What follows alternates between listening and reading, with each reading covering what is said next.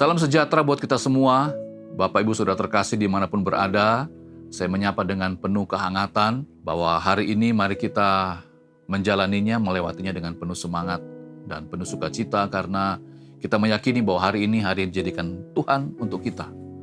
Kembali firman Tuhan akan menjadi dasar dari setiap perjalanan kehidupan kita di hari ini terutama.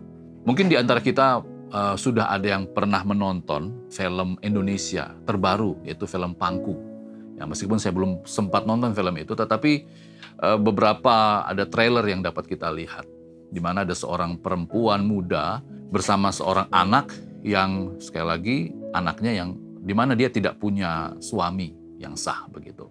Sehingga saat perempuan muda ini mendaftarkan anaknya di sekolah, ditanyalah oleh pihak sekolah, ya berhubungan dengan keluarganya. Lalu saat ditanya tentang nama ayahnya siapa, ibu ini ya langsung terdiam dan tidak bisa menjawab apa-apa. Nah, ini menjadi contoh sebenarnya bagaimana kisah fatherless di dalam kehidupan kita. Dalam konteks umum, memang fatherless atau anak-anak yang kehilangan kasih sayang, kehilangan figur dari bapak itu begitu banyak. Nah, di pagi hari ini kita mau sama-sama melihat dalam Bilangan pasal yang ke-20 ayat 22 sampai 29 ada sebuah kisah yang menarik tentang Harun dan anaknya Eliezer.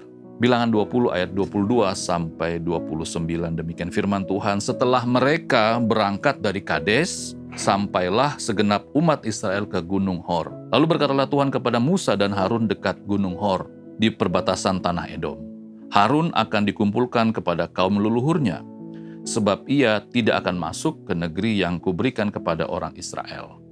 Karena kamu berdua telah mendurhaka kepada titahku dekat mata air Meriba. Panggillah Harun dan Eliezer, anaknya, dan bawalah mereka naik ke Gunung Hor. Tanggalkanlah pakaian Harun dan kenakanlah itu kepada Eliezer anaknya. Kemudian Harun akan dikumpulkan kepada kaum leluhurnya dan mati di sana. Lalu Musa melakukan seperti yang diperintahkan Tuhan. Mereka naik ke Gunung Hor, sedang segenap umat itu memandangnya. Musa menanggalkan pakaian Harun dan mengenakannya kepada Eliezer anaknya. Lalu matilah Harun di puncak gunung itu. Kemudian Musa dengan Eliezer turun dari gunung itu. Ketika segenap umat itu melihat bahwa Harun telah mati, maka seluruh orang Israel menangisi Harun 30 hari lamanya. Demikian bacaan firman Tuhan kita. Berbagai yang mendengar dan mengindahkan firman dalam kehidupannya hari lepas hari.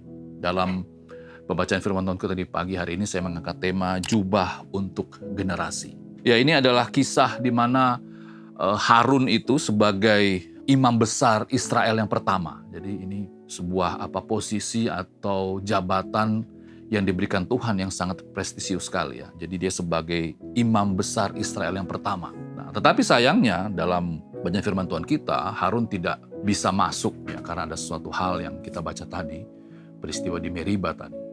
Tapi yang menarik di sini kita bisa melihat bahwa ada suksesi di sana, ada pergantian yang memang diinisiasi oleh Tuhan sendiri.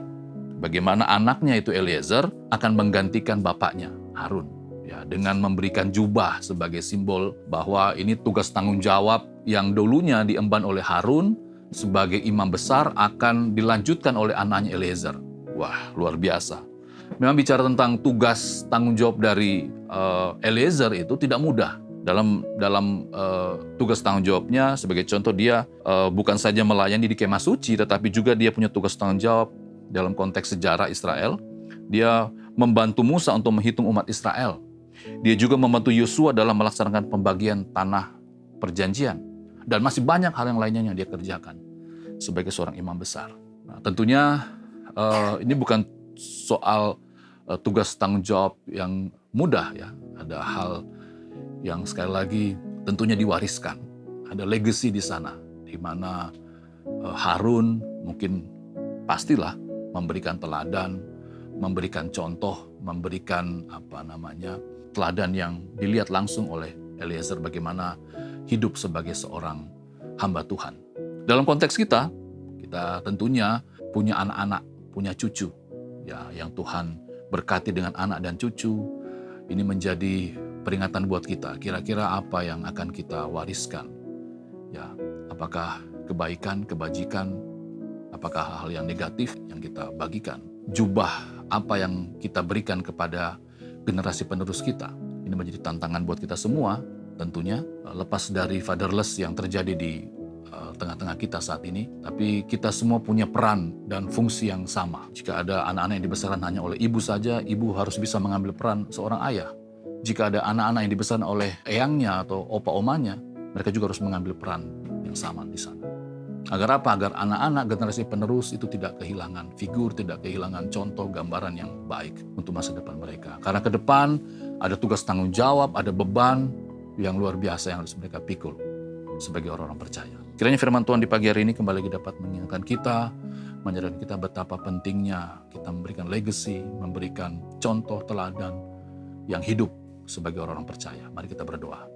Tuhan, terima kasih. Kami sungguh bersyukur bahwa di tengah-tengah kesibukan kami, sebelum kami mengawali hari kami, ada firman Tuhan yang selalu mengingatkan kami bagaimana kami harus menjadi teladan bagi generasi penerus kami, bagi anak dan cucu kami. Mampukan kami Bapa agar peran itu dapat kami ambil dengan baik, dapat kami ambil dengan sempurna, sehingga generasi penerus kami sungguh-sungguh dapat melanjutkan apa yang seharusnya mereka kerjakan ke depan, berbicara tentang iman mereka, berbicara tentang tanggung jawab mereka sebagai orang-orang percaya.